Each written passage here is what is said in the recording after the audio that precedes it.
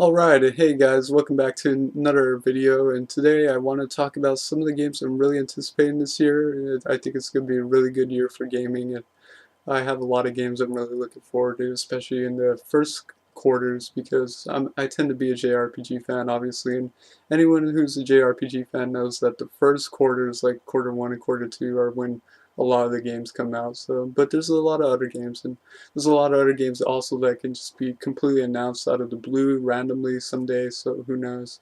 But for the most part, I have a solid list, and this is a list of, I might not buy every game right away or day one, but for the most part, a lot of these games I'm really looking forward to and will most likely buy within the first couple weeks of release. But let's just jump into it. So the first game I want to mention is actually a game that, depending on when you're watching this, is probably already out. I'm actually recording it the day before release, but that is Ni no Kuni Wrath of the White Witch. And I've been really anticipating this game for a long time, and I mean a long time. I've had my Wizards Edition pre-ordered day one since Club Namco, opened the orders for it, so that's over a year, like a half a year now. But I am really anticipating this game. It looks brilliant. It's a beautiful combination with Level 5, and Level 5's provided us with a lot of memorable RPGs that are very classic.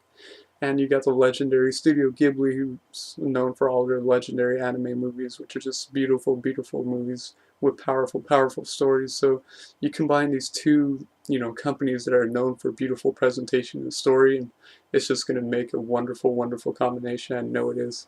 So just judging off what I've seen, I haven't seen too much because I'm really staying away from anything Ni no Kuni. I've been kind of isolating myself for the past months. I tend to do that for games I'm really anticipating. But from what I've seen, it looks awesome. It looks like it's inspired by like Tales of, with some of the gameplay and the overworld and all that. But then you got like a Pokemon-esque mechanics with the familiars and stuff like that. So it looks like it's just going to be a fantastic RPG. The presentation looks incredible. The characters look like they're going to be really interesting and really likable. So I can't wait, man. I'm really anticipating this game, and the wait is pretty much over or almost over for me. So. And this next game I'd like to mention is another series I'm a huge fan of, but that is Tales of, and this is for Tales of Xillia, which has been announced to be localized and coming out this year. Has no confirmed release date, so I'm really hoping it can get a confirmed release date, that way I can know when to pre-order it. But it just looks fantastic. Anyone who knows me knows I'm a huge Tales of fan. They know how much I love Tales of Vesperia. But I'm a huge Tales of fan. There's something about the series that I really connect with. It's the fact that it doesn't try to westernize itself too much, and they're beautiful RPGs. Presentation wise, they're gorgeous. The characters are really interesting. They develop the characters as just like, regular people with through all the like skits they do in game and all that, and it lets you really connect to them. Battle systems are really awesome, especially in Grace's that they're just super fun to play. It's like you kind of want to get into like all the battles you can because it's just a blast. But just this looks to, just live up to some of the classic Tales of games, and it's going to be really cool to play as Jude, who's, kind of a refreshing protagonist who doesn't use a sword. He actually fights with his fists, and the presentation, the environments look really awesome from what I've seen so far, and the characters look like they're going to be extremely likable. So I'm really excited. Another Tales of game, I couldn't be more happy. And again, another series I'm a big fan of, so it seems like a lot of series I love are getting shown a lot of love this year, which is awesome, but I'm also a big Atelier fan. It's one of my more favorite series from NIS America, but this one is actually going to be the first in the series to not be published by NIS America. It's going to be published by Tecmo Koei, but it's still made by Gus and all that, and that is Atelier Ayesha, the Alchemist of Dusk. And this for the PS3, it's a PS3 exclusive, just like all the other ones were. But it's not going to be published by NIS America, which is kind of weird because I'm so used to like the beautiful limited editions they provided us. But I'm still happy to see Tecmo Koei bringing the game out and all that. So, and this actually, I believe, has a confirmed release date of March 5th, so that's pretty soon actually.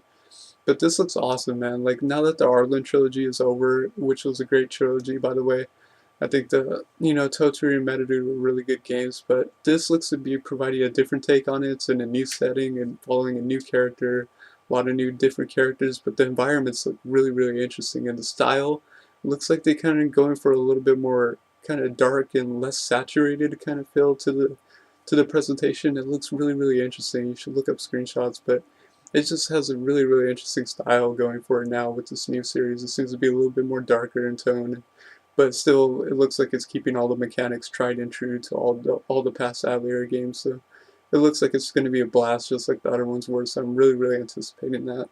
Okay, and this next game I'm really, really anticipating is actually a game that kind of caught me off guard that it was going to be localized. They announced it for localization for the West actually quite a while ago, but I haven't heard too much from it, but I still know it's coming out. They just haven't confirmed the release date or anything, and I believe Bandai Namco is going to be the official publisher. But that is Taki Totowa, or it's better known as its translated English name as Time and Eternity. And this is a really, really interesting RPG. The whole unique premise of it is that it is the first RPG to try to do a completely, and I mean completely, hand-drawn animated RPG from beginning to end. Like everything is just hand-drawn animation. Like there's no like rendered models. It's just hand-drawn animation for everything. The battle systems, through walking in towns and all that. Everything's just hand-drawn. So that's the whole premise of it. It's a really, really unique concept. I know it got a lot of hate, kind of, when there was a trailer for it. I believe that came out because people thought it was kind of like janky, I guess you could say. Like it looked like they didn't animate enough frames, which, as someone who's like an animator myself, I can really tell when there's not enough animated frames or when it's really choppy. From what I've seen, some of the battle systems and like the actions kind of look a little bit choppy, but it doesn't look too bad to where it's going to ruin the experience. But overall, I mean, I really, really am anticipating this game just because I'm a huge supporter of any game that just tries to use how do you say this, like a complete random and unique concept, or trying to bring forth a new concept or a new way to, produce a game. And that's kind of what Takedo Toa is doing. So I had to support it, at least for the novel concept of trying to do a completely 100% hand-drawn animated RPG. That's just fantastic. And it looks good. I mean, it is choppy at some points, but like I said, it doesn't look like it's going to ruin it. And it looks fun. Looks like it's like a turn-based kind of style action RPG kind of deal. And the characters seem really interesting, and it does have a time manipulation kind of facet to it, so you'll probably be doing some time traveling and all that, but I'm really anticipating this, so I'm looking forward to that. The next game I want to mention is a game that's going to be published by Atlas, and again, doesn't really have an official release date, which seems to be the case with a lot of these games. But this was a game that was actually scheduled to come out this past year. It was supposed to be published by Ignition, but Ignition kind of bit off a little bit more than they could chew. So Atlas kind of stepped in with the publishing rights for it, but that is Dragon's Crown, and this is going to be for PS3 and PS Vita. And again, it does have an official release date, but this is actually a gorgeous looking 2D side-scrolling action RPG beat 'em up. So it looks really, really awesome. I guess you can compare it to stuff like Muramasa the Demon Blade or Odin Sphere in that kind of regards, where it has like RPG elements, but it's a lot of an action side-scrolling game, and it just looks awesome. It's got a really, really unique presentation style, similar to Muramasa, with like these hand-painted watercolor style backgrounds and settings, and the characters are kind of like hand-painted and stuff like that. It looks really, really interesting, so I'm really, really excited about it. I haven't seen too much gameplay, so I don't know how the gameplay is looking as of now, but still, I'm really, really excited. I loved Muramasa the Demon Blade, and Odin Sphere is an awesome game as well, so really anticipating Dragon's Crown. And these next couple of games I'm going to mention are actually for the 3DS. This is going to be the year when I really show my 3DS a lot of love. The library is starting to feel like it's more established and starting to feel reminiscent of like the old DS with all the huge variety in titles. So the first game I want to mention is from the great people at, once again, Atlas, and is another installment in a series I really like, and that is Etrian Odyssey IV: Legends of the Titan. And this is a fourth installment in the Etrian Odyssey series, which is a classic style 3D dungeon crawling RPG, very reminiscent of really old school stuff like Wizardry and stuff like that. But it just looks fantastic. For this, they're kind of going away from the 2D style because obviously they're working with a little bit more power in the 3DS. So now they got like 3D environments and 3D character models and stuff like that, 3D enemy models, so it looks really interesting. And I'm just a huge fan of Etrian Odyssey. Like, they don't really have to change much. They kind of had the formula right with Etrian Odyssey 3, which is, I really, really love Etrian Odyssey 3, but it's just got a unique presentation, super, super saturated, super colorful and vibrant settings, unique settings. Characters and monsters are completely unique and interesting. you can have different classes to choose from and really play around with different party formations and stuff like that. Obviously, it's really hard, but I believe Etrian Odyssey IV is going to have a little bit easier setting for beginners, but it's just an awesome classic style RPG. If you're into those kind of classic dungeon crawling RPGs, definitely keep an eye out for Etrian Odyssey IV, and it is going to have a first print edition, so like they did that for Code of Princess, it's the same thing with Etrian Odyssey IV. It's going to have a first print edition where it comes in a box with the game and an art, like small little art book with a soundtrack CD, so definitely be on the lookout for that. But really anticipating Etrian Odyssey IV, I can't wait. And the next game I'd like to mention is a game from another pretty established SRPG series, but that is Fire Emblem Awakening for the 3DS. And this is absolutely awesome. I almost completely forgot about this game until like a couple months later when I was like, oh yeah, you know, Fire Emblem's coming out. I totally forgot about that. But it's coming out actually very soon. I believe it comes out on February 4th. But it is another installment to the Fire Emblem series, which is a classic style SRPG series, strategy, tactical role playing. You know, you command multiple units and move them around a battlefield, and there's a lot of tactics that go into it. But the presentation looks really awesome. It looks like it's going to look beautiful in 3D, and just the character models look really fantastic. Some of the artwork I've seen for the game is just amazing, but I've never actually really gotten into the Fire Emblem series. I played one game before, but I haven't really. This is just a series that's kind of eluded me, so I really would like to try the series with this one and kind of jump into it. I've always had an interest for Fire Emblem, but the game's actually become pretty sought after, especially some of these newer ones. Like I'm thinking of like Path of Radiance and Radiant Dawn, but they tend to become really sought after. So I really would like to finally kind of really get into the series and check it out and see what it's all about. So I'm a huge SRPG fan, and from what I've seen and what I heard, it seems like Fire Emblem is right up my alley, because for SRPGs I tend to like more tried and true, simple, classic style, you know, no gimmicks and all that stuff. So I think I'm really probably going to enjoy Fire Emblem Awakening, and looking forward to picking that up.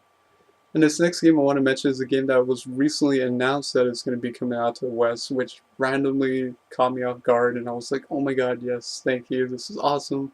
But that is Project Cross Zone for the 3DS. I cannot wait. I mean, good follow-up after talking about Fire Emblem. So Project Cross Zone is a collaboration game with Bandai Namco, Capcom, and Sega. And it is a tactical SRPG game, but just completely over the top crazy. It's got all your favorite characters and some characters we've probably never heard of because they're very Japanese from their origins. But it just looks awesome. I've actually watched quite an extensive amount of gameplay from this because there's a live streamer I used to watch on Twitch TV, and I remember him streaming Project Cross Zone for quite a while, and I've learned quite a bit about the game. But it looks really awesome. It's like tactical, but like when it gets into the battle sequences, it turns into like, how do I say it? It's like a fighting game almost. Like if you ever played like Super Robot Tyson like on the DS, it's kind of similar to that kind of battle system, but like so like you move your units, and then when you want to attack, it's gonna change like the visuals of it, and turns into like a fighting game. So you can like button mash and do combos and stuff like that. So it's really awesome, and it's got lots of interesting characters, lots of interesting cast of characters, huge variety of music, obviously, and the music is really awesome from what I heard so far. And I am definitely going to be playing as Yuri and Estelle for probably a majority of the game. They're probably going to be my main duo, but I can't wait for Project Cross. I'm super happy to see this coming out, and it looks like it's going to be a blast. I know it is. So definitely looking forward to Project Cross Zone on the 3DS. Okay, and again with another 3DS game, and again from the great folks at Atlas. And this, I was hoping and hoping for this game to get localized, and I was hoping Atlas would finally announce it, that they're going to bring it over, because it came out in Japan quite a while ago, and it's actually a remake of a long forgotten installment in the series, but that is Shin Megami Tensei Devil Summoner Soul Hackers. This is kind of considered like a long lost installment because we never got this like localized officially in America, never ever. So when this 3DS version comes out, that's actually the first time it's been localized. So this is an actual part of SMT series, and is actually the first part of the Devil Summoner series, which we did get Devil Summoner 1 and 2 on the PlayStation 2. But this came out on the Sega Saturn and PlayStation 1, and it's like a dungeon crawling RPG, almost similar to stuff like Etrian Odyssey, where you're kind of going down hallways and fighting enemies. or actually similar to something like Strange Journey if you played that on the DS, but it's a long lost installment, and it's just so awesome that they're finally localizing this. I just really can't wait to play this in English and actually understand what's going on. And I know the visuals are gonna look awesome because it's another 3D dungeon crawler in 3D, so that's gonna be pretty visually cool. And it just seems like it has a really interesting story and concept going for it, and it just seems so unique. So I'm really anticipating it. And I'm a big Shin Megami Tensei fan, so and especially of like 3D dungeon crawlers like this. So I just can't wait to finally play Soul Hackers and understand it. So it just really does seem like it has a very unique story going for it, and unique characters and unique setting that I just can't wait to check out. I'm a huge sucker for the cyberpunk setting too, which this kind of has that vibe going for it. So definitely can't wait for Shin Megami Tensei Devil Summoners Soul Hackers. And the next game I want to talk about is on the Wii, and is the final installment in Operation Rainfall, which again recently got announced that this game is going to be localized. Xseed kind of teased it, but that is Pandora's Tower for the Wii. Yes, it's official. Pandora's Tower will be coming out sometime in spring this year, and it's going to be published once again by the great folks at Xseed who brought us the last story, and it's going to be the final trilogy for the Operation Rainfall, which I guess was a complete success. So this is an action style RPG, and it's similar to stuff like, I guess, The Legend of Zelda and stuff like that, but you go through environments and your characters and you fight enemies and stuff like that and solve environmental puzzles and stuff like that.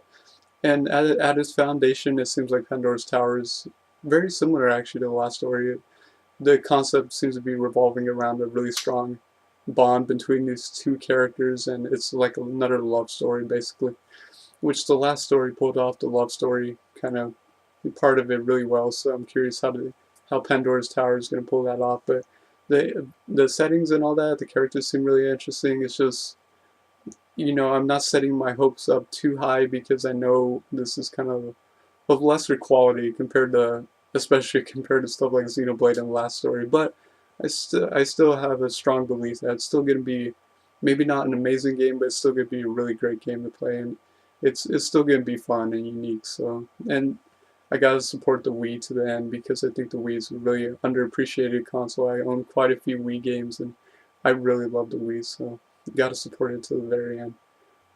And these last two games I would like to mention are actually, I guess, kind of the only two that are like huge blockbuster mainstream titles that I'm actually interested in. So you know me, like I tend to kind of wait on these kind of games, but I kind of for these two games have a hard time waiting, especially for this one, and that is Bioshock Infinite. And this is going to be for PC, Xbox 360, and PS3, and there's like multiple versions. There's like a limited edition for like $80, and then there's like a deluxe edition with the Songbird statue for like 150. But Bioshock Infinite is just keeping with the same foundation that Bioshock set forth, and that is a unique setting in the setting of Columbia, which just Columbia looks amazing, and that's the thing about Bioshock that I love so much. I mean, Bioshock really was one of my all-time favorite games of this generation because it showed that you could be a first-person shooter and still execute a very unique and a very engaging story that's actually really deep and really complex. And they also provided a unique setting in Rapture, so it was just a fantastic game. Awesome to play. The gameplay rocked too. So Bioshock Infinite looks like it's going to be following in those footsteps. Columbia looks interesting. The characters seem really interesting, and particularly Elizabeth. I know Elizabeth is going to be one of those kind of unique characters in the game that she's like a partner and she's always around, and you're probably going to build a really strong relationship with her, even though she's not like necessarily helping you out. She's just kind of following you along and stuff like that. And not much is known about the story, so I really like that. So I'm curious about how the story is going to play out. There's a new kind of bad guy in town, and he's actually completely different from Andrew Ryan, who's like this atheist who just wants to build an established city and all that with his own established government. Whereas this new bad guy, I believe his name is Comstock, and he's like a very religious person who has like this very straightforward vision of how the world should be. So Bioshock Infinite looks like it's going to be awesome, and the gameplay looks absolutely fantastic. It looks like they're bringing back plasmids, which you call them vigors, and it's got like sky hooks and stuff like that, and swinging around from these skylines. It just looks absolutely fantastic. I really can't wait for Bioshock Infinite. And this last game I want to mention is a PS3 exclusive, but that is The Last of Us. I'm really anticipating this game, as I'm sure a lot of you are, but I'm a huge fan of Naughty Dog from what they did with all the way back to Crash Bandicoot, man. I love Crash Bandicoot, but even with Uncharted 2, like Uncharted 2 is one of my favorite games of this generation. That game just rocked in so many aspects. But The Last of Us looks like it's going to be another brilliant game from Naughty Dog. It follows these two interesting characters, this grown man and this like really young girl who's like in her teens, and they have this unique relationship going on that I'm really curious about. But it takes place in a post-apocalyptic setting, and the unique thing about it is it seems like it's like the part of the post-apocalyptic, like not right away after, but it seems like it's settled in because it's like really overgrown with vegetation and stuff like that. And the unique part is it's like based around kind of zombies, but they're a zombie. The take on zombies is really interesting because they're like plant zombies, I guess you could say, because they have this weird fungus growing from their head, and that's really interesting. But actually, from judging by all the gameplay I see and all that, the thing I find most interesting is even though it seems like they're kind of writing it off as like a zombie post-apocalyptic game, it seems like there's not going to be actually that much focus on zombies. It seems like it's going to be more focused on dealing with people in a post-apocalyptic setting, like humans, survivors, who have just led a huge and long, hard life after, all this chaos, and are just doing what they can to survive. And you're going to be meeting a lot of those people who are willing to do whatever it takes to survive, including trying to kill you and stuff like that, and stealing from you and whatnot.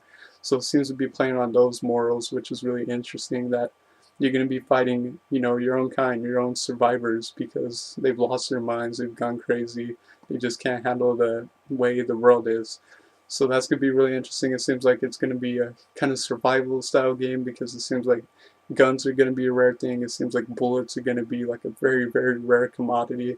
It seems like you're going to have to plan out like your movements and like attacks and stuff like that, and probably know when to fight and when not to fight. So that's going to be really interesting visually. It just looks absolutely stunning visually. Some of the effects are just incredible, and the character models look awesome. So I really, really cannot wait for The Last of Us. It just looks fantastic in a lot of different aspects. So that is it for this video. That is pretty much all the games I'm really, really looking forward to. Obviously, there's so many more games I could talk about, and so many games that are yet to be announced or yet to be confirmed. They could completely come out of nowhere. So, and this list can always be added onto with more and more games. But this is kind of a set list of a lot of games that I would really love to pick up right away. Maybe not day one, but definitely within the release window. So a lot of great games, man. I think it's going to be another fantastic year, and I really, really cannot wait for a lot of these games. And looks like I'm going to be busy for quite a while. So definitely thank you for watching. Maybe let me know in the comments below some of the games you're really looking forward to this year. There's quite a bit to look forward to. So again, thank you for watching. Until next time, I will see you guys later. Bye, guys.